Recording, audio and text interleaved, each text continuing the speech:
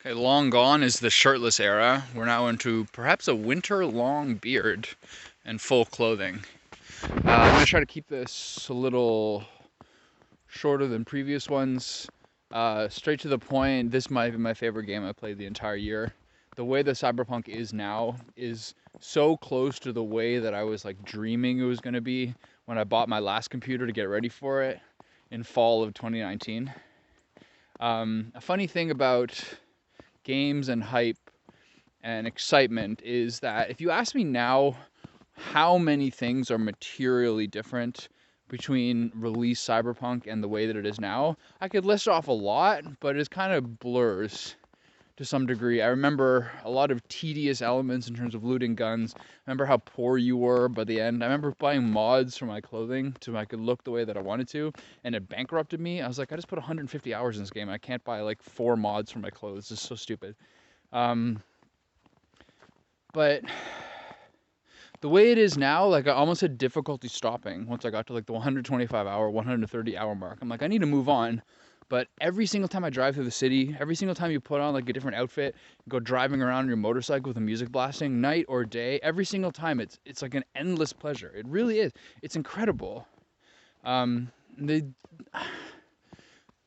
There's almost never a game where you make a custom character where I feel the same level of like identification with them or like immersion in it. I'm not sure it's how often they show you a character or the way that you can change it, or maybe the fact that it's not like bland happy endings. It's more like pretty fucking dark and melancholy in this game. The way that essentially every single ending is. I'm not going to go into too many details of that, but all of the endings have this moment where you see your character in like sort of a goodbye, and it's really affecting. Like it's really effective as well, and I like that a lot. Combat is hugely improved.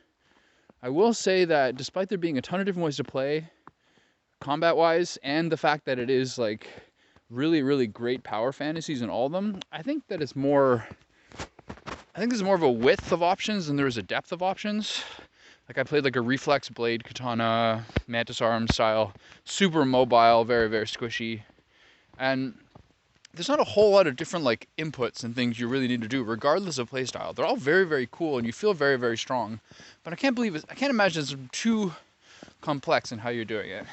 But regardless, it's amazing. This game has some of the best music and graphics of any game ever.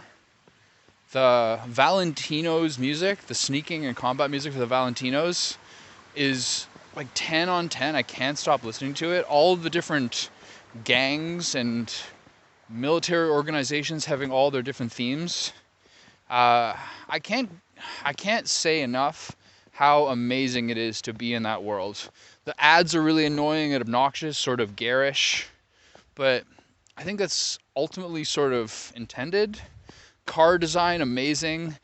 I spend so much time thinking about miniskirts and pumps and jackets and high heels.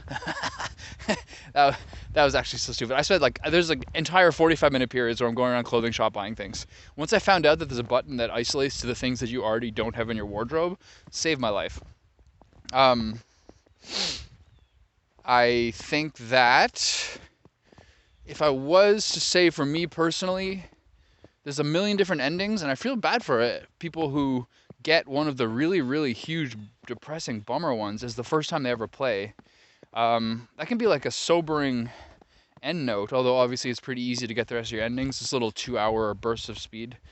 For me personally, letting Johnny take over in the end and riding us home, but then him giving me the body back, that felt like the most proper one. There are happier endings, but that was the one that felt like the best perfect cap off to how I went through it.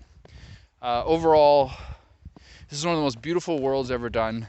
The game gives you a terrific fantasy. It's like almost unparalleled immersion in a custom character, which almost never happens. Usually they're quite bland. Just drive around in your car.